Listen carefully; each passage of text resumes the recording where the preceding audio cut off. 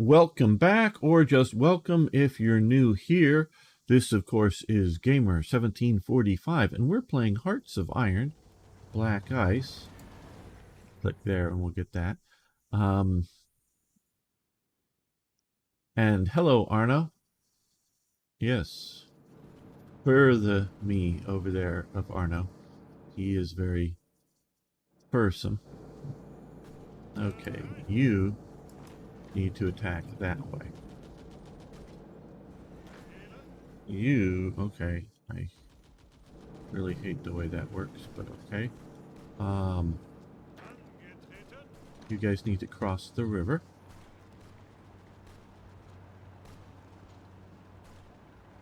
These guys are moving into an empty province.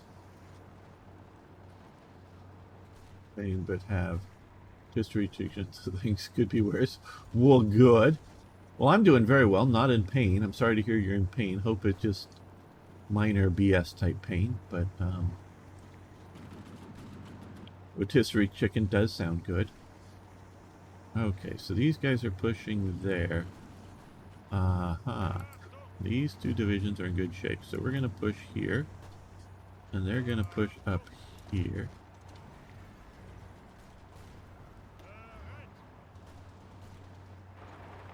This armor division, if it can, is going to drive through to there. I don't know if it's going to be quite that successful. Oh, sinus problems. Yes, that can be. He's feeling like the tortures of the damned, I am sure. Yes. I think we'll. Well.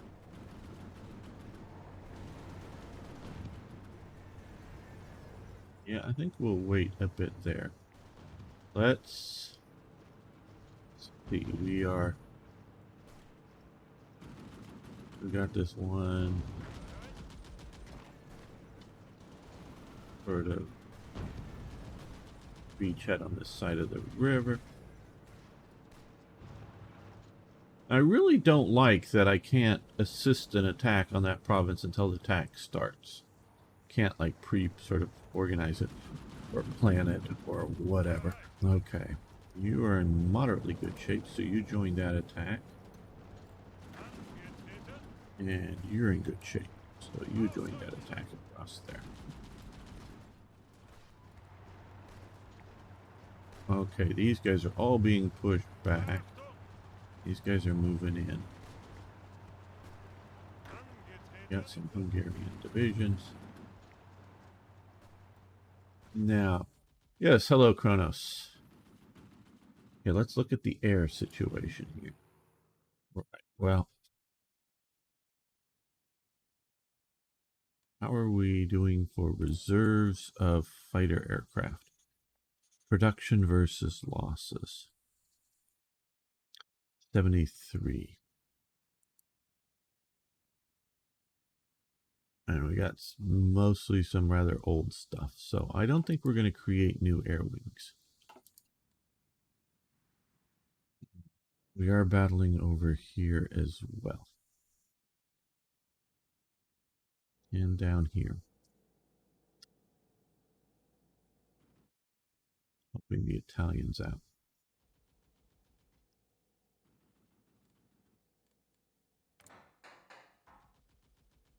We're really putting once these, so far supplies don't seem to be that big of an issue. Then there's some better aircraft to produce. We can look at that in a moment. But so far we can see our supply depots. Have them.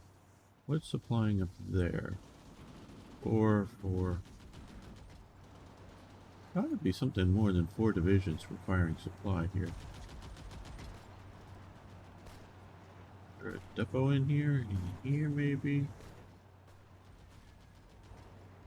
I do not know. Maybe they're just too far away from even there to be counted as supply.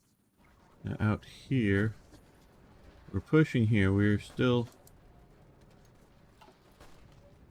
We've got shore bombardment from some of our battleships, so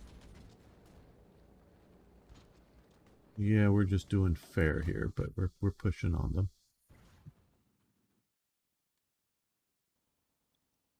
11 divisions there. 12. 24 out of that. Okay, so we're doing pretty good. Oh well, here now. Okay, here we're seeing a supply problem. You see how the supplies are coming.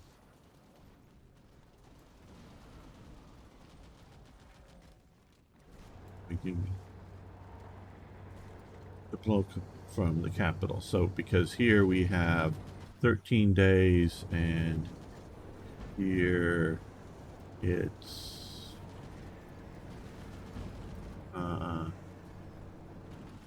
20. I don't know why it's specifically here. We're getting supply there, and we're getting supply down there. That is good. That is good.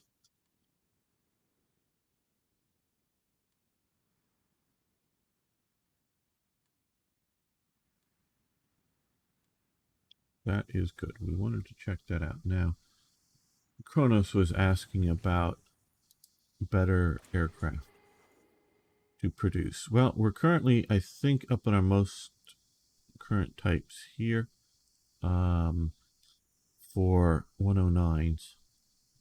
And what is it? Yeah, we've got 30 factories cranking on them right now.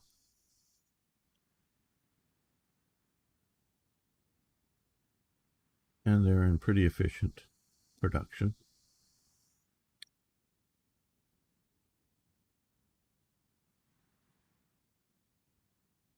So those old types, what we have are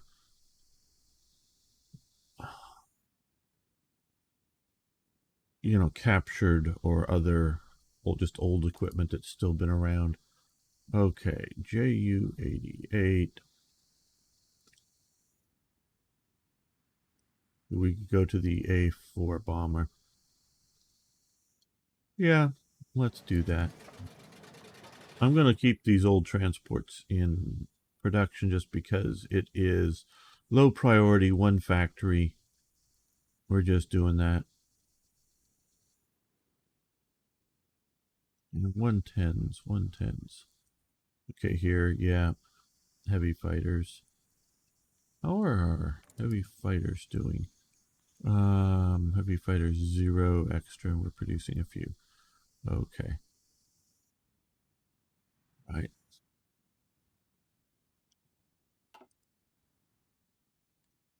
And let's come over here and look at our submarines. Those 3 are going back. These 6 here. Keep trying to tell them not to transport crap around here, but they're doing it.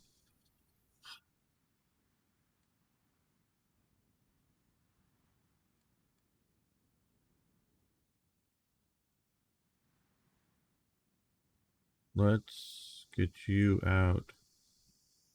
Envoy rating Middle Atlantic Gap. You head out there, do that.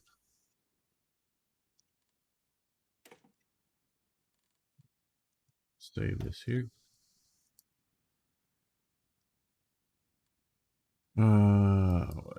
Okay, also there's an option to update old model into newer ones if they weren't different, but who knows how to do it. Oh.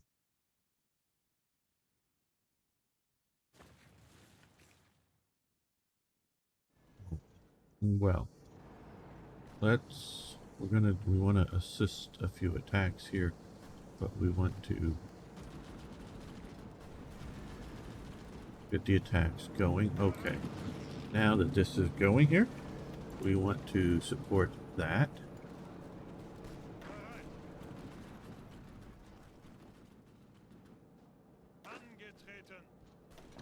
This is going there, we want to support that.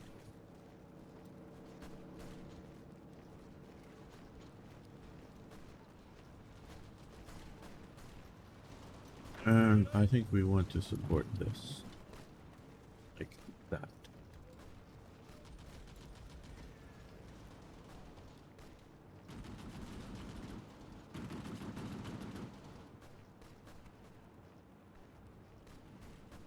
Cinnamon rolls always help. Maybe not with the exact problem you're having, but just help. You're now eating cinnamon rolls.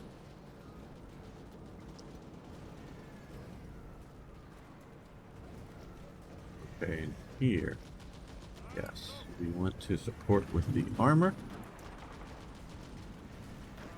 And some infantry divisions and mountain division. There we go. And up here, let's support with this division. So now we're hitting them from 3 points.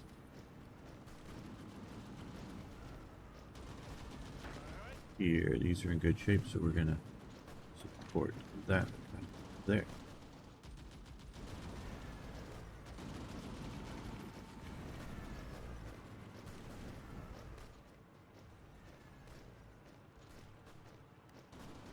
Okay, our armor has pushed into here. Ah.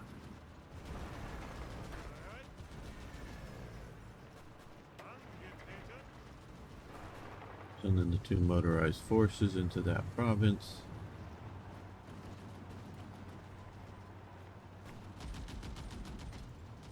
They're coming up that way. These guys and these guys can attack. That way.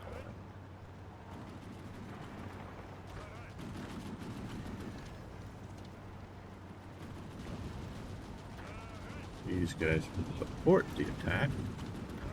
And so can these guys support that attack.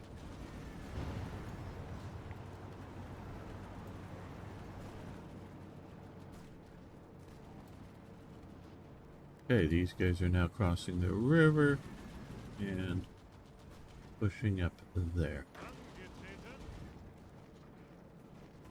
These guys are going to attack there, that, and these guys are going to support them. Bit stronger defense than I was thinking. Ah, the great empire of Japan has declared war on the Netherlands and the United States of America. Aha, December 7th. I wonder that date.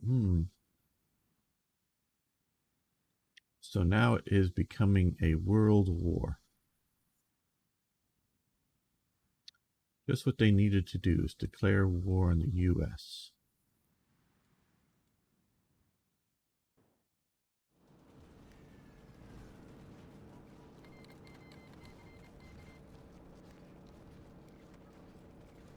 Yes, we have some viewers here. It says we have 4 viewers over on Rumble, which is nice. And I think it's, what, 3 or so over on Twitch. That is good. I am glad to be getting the views. Okay. You need to move up that way.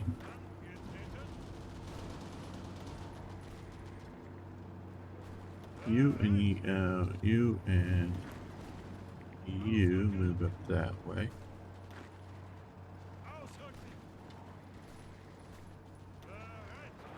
And the armor that way as well.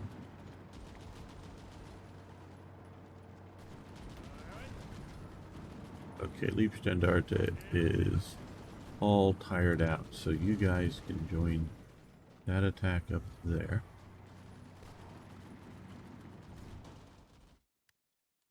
Now maybe what we should do is, let's take a look at our air power now. Okay, we're actually winning the air power battle there. So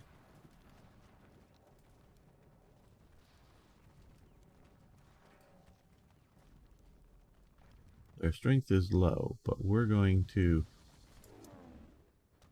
do ground attack there. Per unit it's low.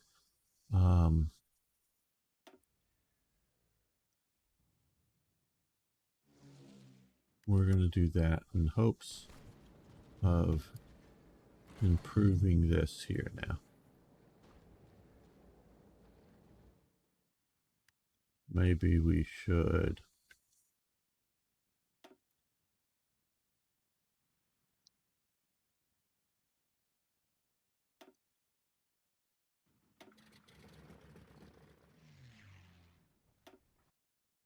add them to the attack. Yes, we are not that far away from Moscow, as we can switch over to here. I maybe even could push there, but I might very well get cut off at this point. Yes, the slumbering titan has been awoken. It will definitely affect my power balance, having the United States. Now, I will contend, okay, as you may have noticed, I think a lot about World War II.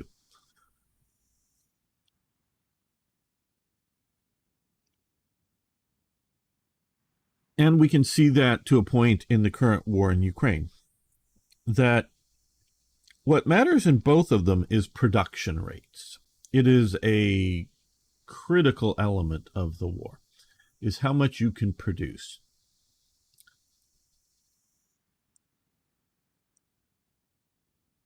If you have, let's be sort of reasonable here. If you have 100 artillery pieces and your enemy has, and this is one thing that this game doesn't necessarily do well, but if you have 100 artillery pieces and your enemy has 50, but you're only able to shoot 5 rounds per day out of your guns, so that would be 500 rounds a day for your 100 artillery pieces.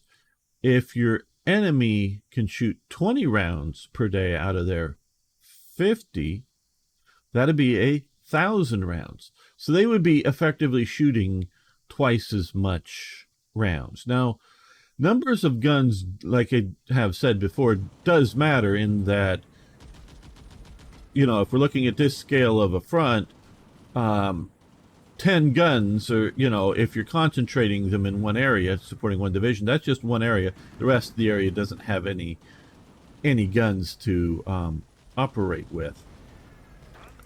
So these guys, okay, stop.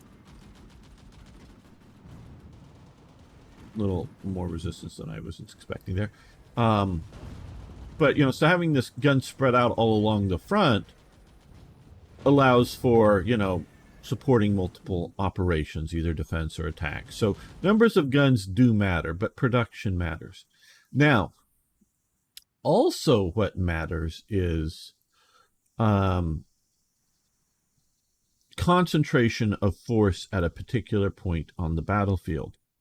We can see, and as far as I know, and some of this is just, and I know I need to do more reading on this, but I'm going to go with the idea that the production of France and the production of Britain together matched or outdid the production of Germany in things like artillery rounds.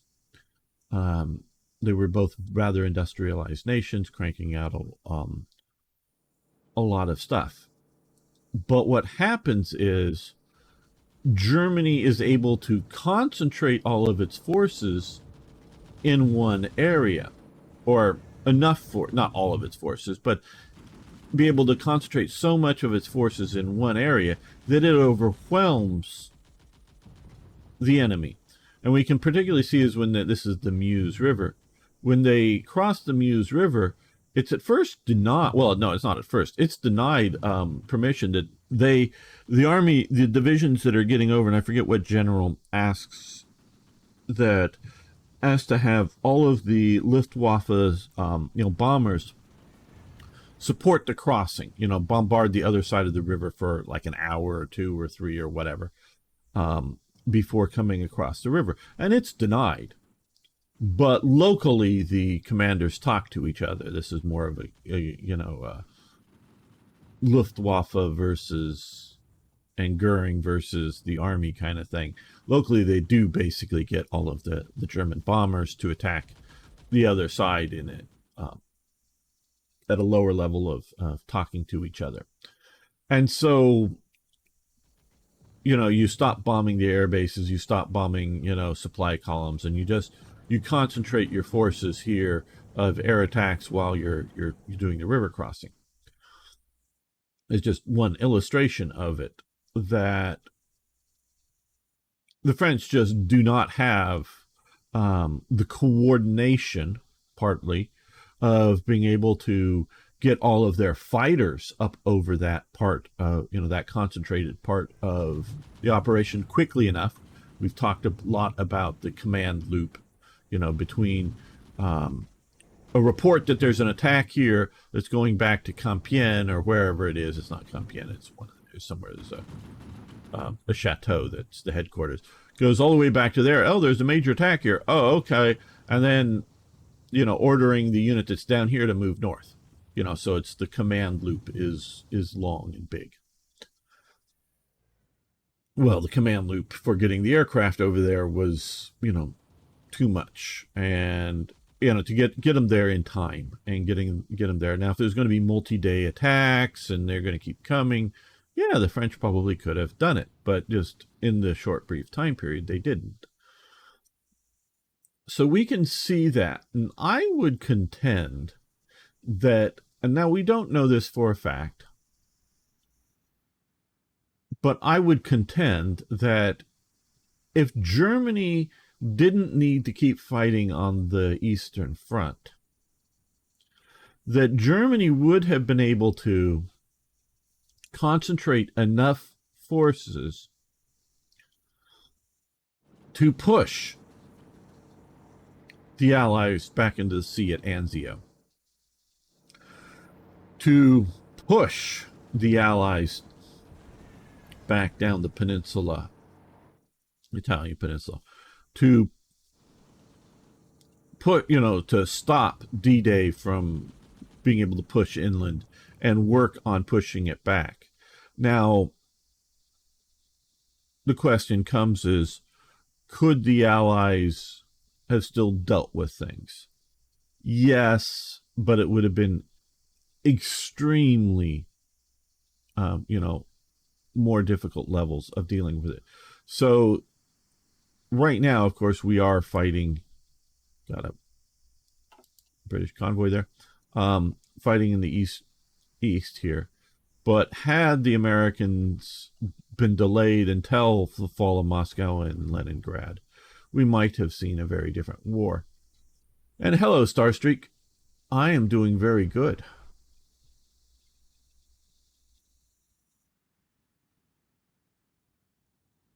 So we will see how quickly America is going. And hello, Arno, over on Rumble. I see you're over there, and on Kick. Okay, so let's see. These divisions are getting reorganized. They're getting reorganized. So let's put these 3 divisions moving that way. We're going to get you coming up there.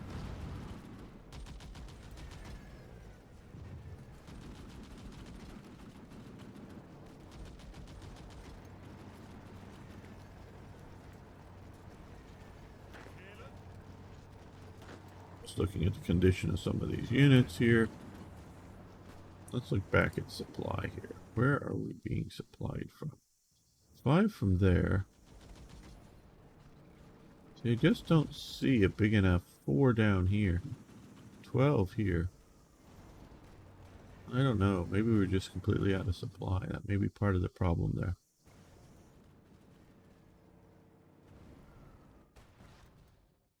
I do love the new railroad system. It is great. Okay, now here. Okay, we've turned this around. We're pushing down into here.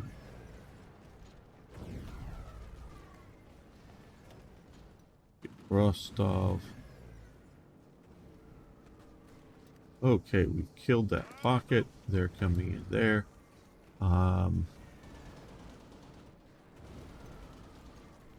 Let's start out by supporting the attack there. We want to push to there.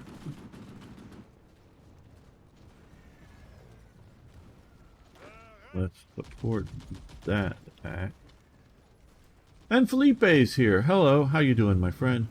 Okay, they're in good shape, so they're going to join this attack. They're going to move forward here, which will pin those forces. Okay, Waffen-SS expansion. Very good. Commanders can get an upgrade. Yeah, we can take a look at some of that.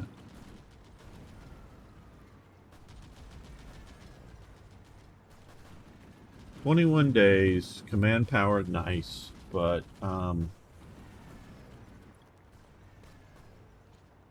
gains general staff, which grants division organization plus 3% attack, 1% planning speed, which we don't use. Yeah, we'll do that. Now I know that's just sort of a quick one, but we are definitely looking at.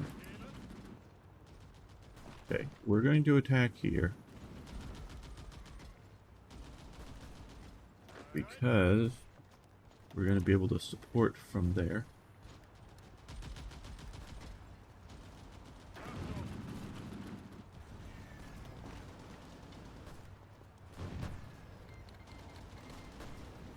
Okay, government has joined the war as our ally in the British-Japanese Kingdom of Yugoslavia, is called the United States of America, as our enemy in the German-Yugoslav War.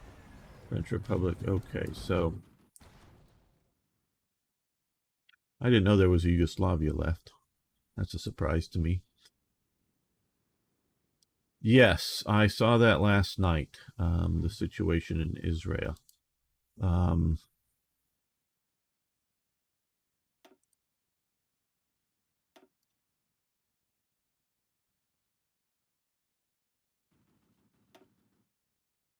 It is tragic.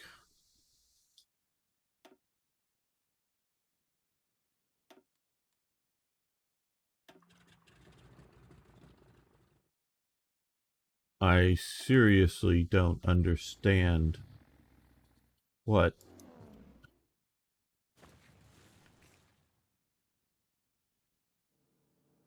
does Hamas think it's getting out of this attack? I don't understand it. What its, expectations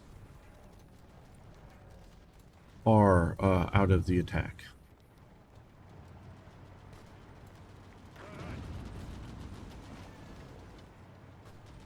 What does victory look like? I know they're killing people, and maybe it's just a feel-good move on their part, but I don't.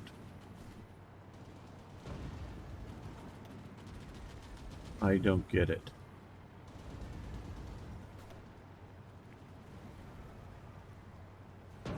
Used to do something meaningless, yes. Well, I don't know, because Yugoslavia does. I mean, this is well,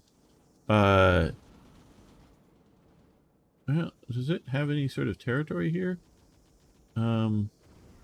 Where it's an occupied state. This is occupied by us, so I don't know. Yes, it is becoming hot with wars again, and emotionally, I can assign some blame for it.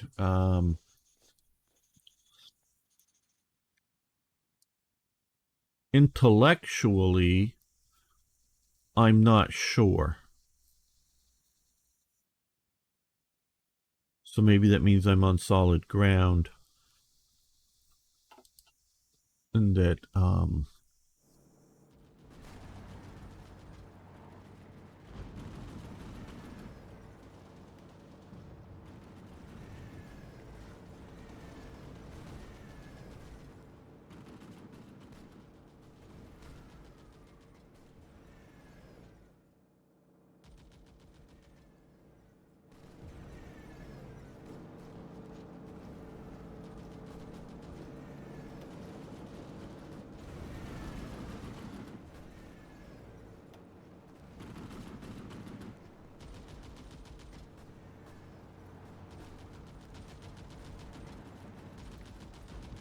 Okay, well these guys have made it into there and these guys have made it into there. So what we're going to do here is we're going to attack with those two divisions there. That will pin this force that is moving in location. You're going to support that attack. You guys and you guys are going to attack there.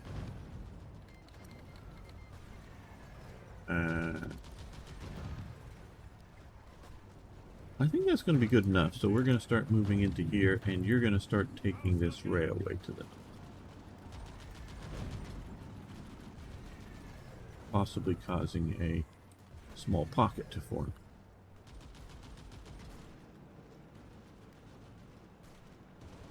Okay, so we're pushing on here. Now,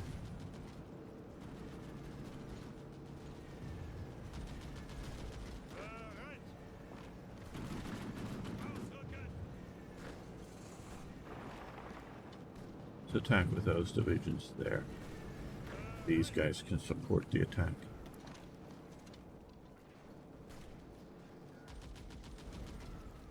Yeah, I don't think there's any jet fighters yet.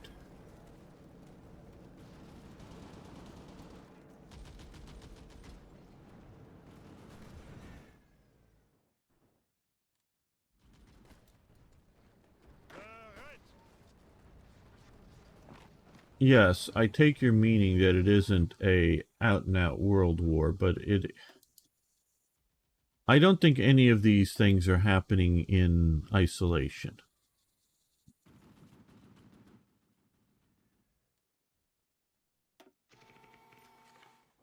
Okay, good that they're now getting some level of...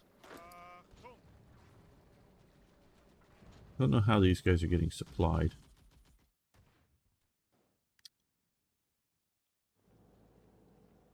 Oh, good. We've got Rostov. Now, move across the river there. And so do you. Because you guys are going to come in and occupy them. We're going to use the German division, which is in good shape. And the Slovak division to push that way. There. And we're going to push this Romanian and this Romanian and this Romanian division there.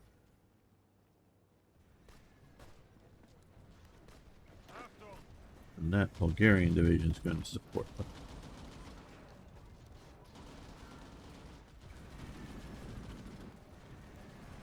So hopefully they're feeling their southern flank here crumbling.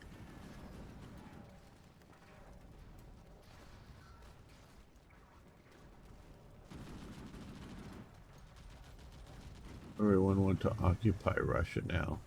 Our local supplies thin. The worst supply situation for us is up here. That's actually sort of bad, as you can see here. I just don't have a good supply location here yet.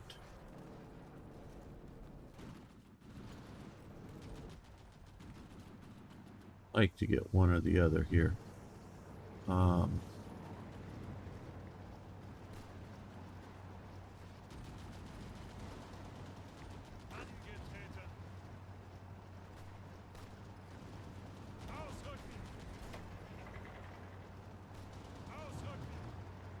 Counter-attacking here.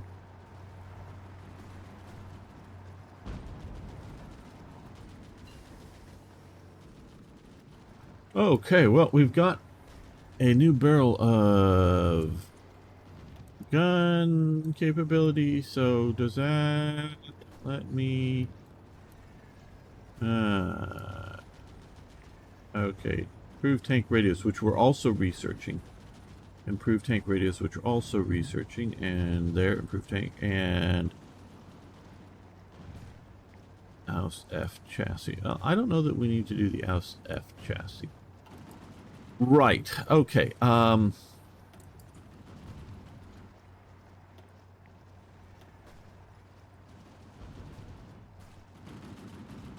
doesn't mean we won't. do this chassis. But let's look at Panzer 1 open mound. A structure. We are almost into 42, so it's not that bad of a situation here.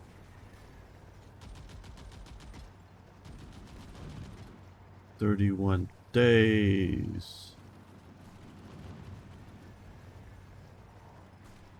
We're getting the Tigers developed there, Arno. Don't know when we'll get them into production, but okay. Let's see here.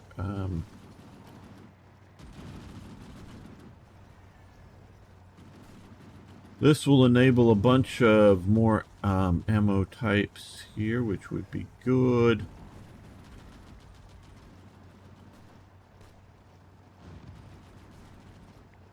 Heat ammunition, that's way too long. Okay, let's spend this on research. There we go. Get that going. Pretty sure some doctrines that can fix some degree to supply issue. I bet Israel will be really energetic and strong. Yes, I believe they will. So this is what I wonder is,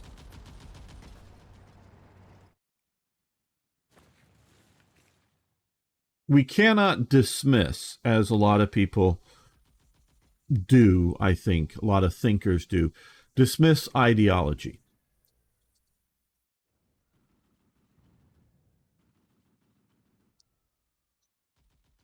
Post-World War I, we see thinkers, could be historians, could be politicians, could be theorists, whoever, thinkers, want to explain all world, throughout all of history, all of world's political and military actions through the lens of economies. One of the big spreaders of this idea is the movie The Maltese Falcon. You should watch the movie. Maybe you'll catch where and what they do and spread this idea that political decisions are primarily made based upon, economic reasons. It's all a matter of economics.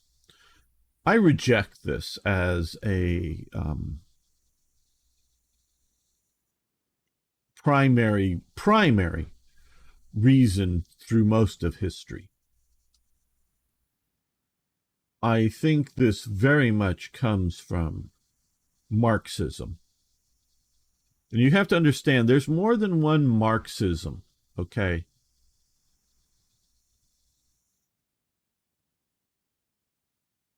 Marx is probably and I would defy you to tell me a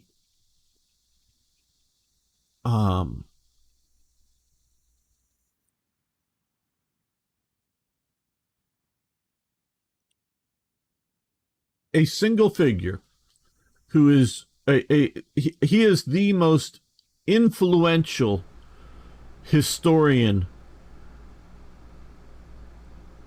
out there right now, since he's out there. I'm not talking about his economic theories. I'm talking Marx is also a historian, people. And he is the most influential historian.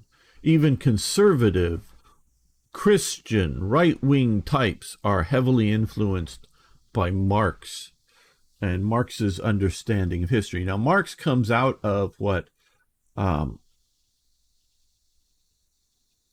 know as the idea of Whig history, W-I-G, if you're not understanding Whig history, and Whig historical thought.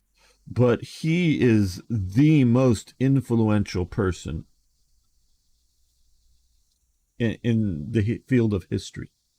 His whole theories on history. And I think it is just as wrong as any other part of Marx's thinking, but he has become the standard, the idea of understanding history. I would go belief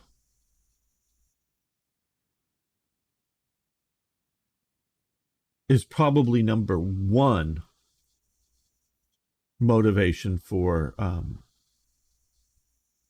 historical events, and two, personalities are the next most important, and then maybe third is economics. And belief, I mean, whether it's religious or ideological or I mean, ideological can sort of be fully encompassing, but in this sort of limited terms, I'm talking about, communism, capitalism, or monarchism, or whatever. But then we also have belief in, which a lot of it ties into some of those terms, but also ties into particular nationalism or particular religious viewpoints or whatever. It's um, you know a belief in an idea of, you know Palestine shall rise again, or Allah, we're fighting in the name of Allah and we're going to win because Allah says so, whatever. And so we're still talking about Gaza and the attack, because if I'm not mistaken, Gaza is controlled by Hamas. The rest of Palestinian Authority is sort of controlled by the modern day versions of the PLO. And then up here, though I've heard maybe Hezbollah is maybe joining into this fight, is up here. Now, Hezbollah is a Lebanese based radical Islamist movement. Why are they attacking out of Gaza now? Now, not I mean, I'm going to totally go the reason these people, the Palestinians there, are either going with the nationalism type belief or the religious belief of, Hamas as their motivations for their struggle, big picture wise. But why now? What is it now? Why are they attacking now? And what do they think they're going to get out of the attack? How is it going to benefit the people that decided to attack? I mean, I could speculate. I'll check the chat out in a moment. I could speculate. Could be, hey, the leaders are old and know that they don't got long on this earth, so let's do it now because I might not be around in a year or two. Could be something as simple as that. It could be as something as simple as we've made all of our plans and they've all been successful, so let's launch them. But even if it's that, what are they doing? There's no hope that they're going to bring down the state of Israel. Okay. There's just no hope of that at this point. There is a hope by Hamas and Palestinian Authority over here that world sentiment and constant irritation of Israel will achieve something.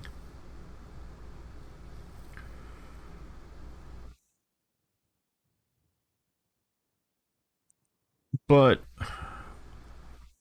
I don't know that that's, and so, as opposed to being peaceful as to, why fire a few rockets now and again? Why do a roadside bomb now and again? Why do a suicide attack now and again? Why do, whatever, minor sort of operation just sort of going on and being in? Is it, is Hamas operating from orders from Tehran? Because Tehran has a massive influence, in my understanding, with Hamas. Massive influence. Is it that Biden a week or so ago gave them $6 billion? And Iran thinks, well, hey, we got paid. Now we're going to attack. We've been holding back until we attack, and now we've ordered the attack. And they've ordered the attack saying, hey, we're going to cut off your aid if you don't attack. And if you attack now, we've got $1 billion for you. And that won't, happen overnight, but it'll be, support, monetary, significant support. Is that, is this a command from, as Felipe says, the world is becoming, hello, sexual Apache, how you doing? Great for joining the Discord. I'm sure see you over there. I'll get to the chat in just a moment. Doing my usual talking about other topics thing. So, is this, as emotionally I can say, I am 100% convinced. Now, I can be wrong. Trust me, people. I know I can be wrong. It's not, I'm not, I don't think I'm infallible or anything like that. But I'm 100% convinced that the invasion of Ukraine happens only because Putin thinks Biden/America is weak. Not that we don't have enough tanks or enough nuclear missiles or enough bombers, but weak in the will to fight sense, will to react sense, because of Biden and the Biden administration. He thinks they're weak. He thought Western Europe was just going to let it happen, and in 4 days the special operation would be over and achieve its goals. And yeah, we'll get a few more sanctions. We'll get a few other bad things, here or there. We won't be able to be in the next Olympics or whatever BS thing, but we'll achieve our goals. I truly believe if Trump was still in office, or if some other, could be a Democrat, yes, but some other strong leadership type was in office, I truly believe he would not have attacked. I may be entirely wrong. I mean, someday some documents may come out that they were planning to do this attack when Trump was in office. Oh, well, yeah, he's going to be in for 8 years, but we're going to do this in year 6 because we don't really care, because, there may be someday, 20 years, 100 years from now, documents will come out that they were planning this attack, and hey, this just looks slightly better now that Biden's in office or something like that. It may come out that they were planning this all along, but I really do think it's an opportunity.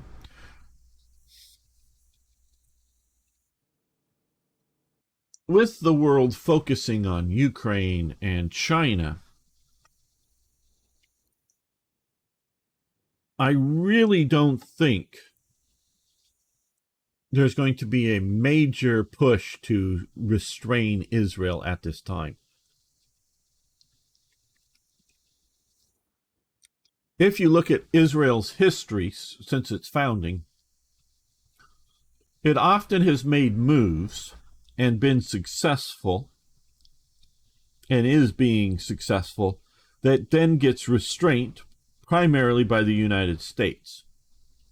The United States says, whoa, slow up, don't cross, the Suez Canal, don't, because they often were afraid of Soviet intervention, because the Soviets had often thought about, particularly with Egypt, thought about deploying divisions to help their ally Egypt, which then might, well, if Soviet divisions are showing up there, well, then American divisions might be showing up there, and then, World War III.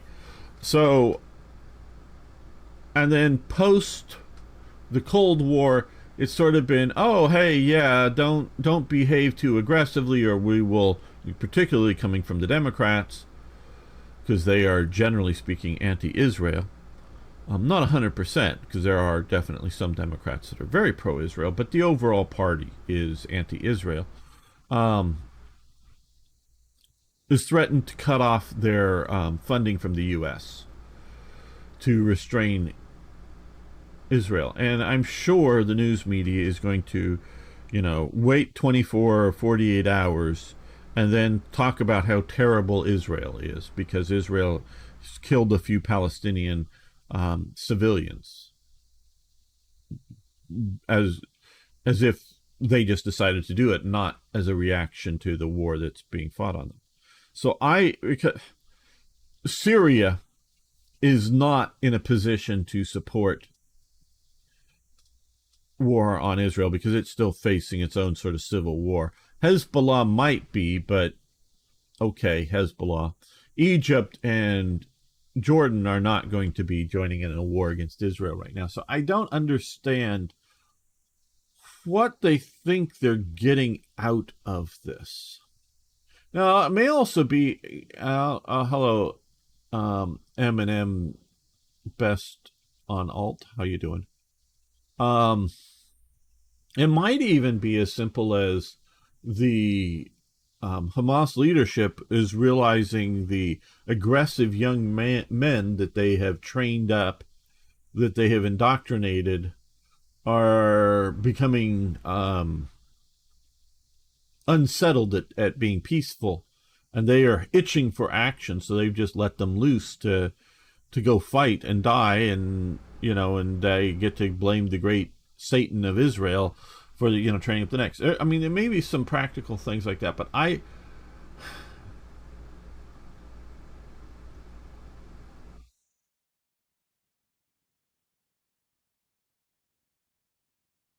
like I say, there's a lot of consideration. There's a lot of pressure from the U.S., and it's going to cause a lot of casualties. But if I were in charge, sitting from my position here in California, I would have long ago cleaned out Gaza. My first steps would have been to fully reoccupy Gaza and move through and demilitarize it. Basically, shoot anybody with a gun. And not shoot every civilian or you see there. No, nothing like that. No great massacres. Just anybody who's doing resistance has a gun. I mean, like in their hands, not like you've gone into their house and searched their house and found that they have a gun. I'm talking about somebody with a gun in their hand, you shoot them. And gone in and completely reoccupied Gaza. Gaza is a very small place, highly densely populated. And then once I did that, I would clear the people out. Now, where do they go? I'm not sure. Lebanon, maybe. Just dump them there. Just the Lebanese authorities are just incapable of stopping um, them being somehow landed in Lebanon. Into Egypt. I know that might mean another war with Egypt, but dumping them there. I actually think this down here looks like a nice place for Palestine. This can be New Palestine down here. The sort of southern tip of Sinai. Israel has done marvelous and is probably the most advanced on a large scale at desalination. They actually have a lot of contracts in working with Cyprus, which has another major water problem, and they're working there. And I believe they're also working with Australia, which has water problems. But Israel is probably the leading country in developing desalination technology that you could probably set up. Now, of course, they'd hate to have Israeli water technology, but you could probably, I'm not saying turn this into some jungle down here, but you could probably, because the essential thing for people to live is water. You can import bulk, foods, big cargo container, well, big, bulk carriers of grains can show up and feed the people. They don't need to, be like the River Nile and grow all their own food, because in fact, Gaza is sort of deserty and doesn't grow much, if any, food at all, hardly, and definitely not enough to support its population. That, there's land out here that is basically populated, because so, or whatever, or dump the people into Jordan or dump the people into Iraq. Just get rid of the people to another location. That's all I mean is when I say get rid of the people is move them to another location. And if it is into the Sinai, I would very much try to deal with the Egyptians so that it's not territory bordering Israel. That's why I think down here in the southern tip would be nice. Give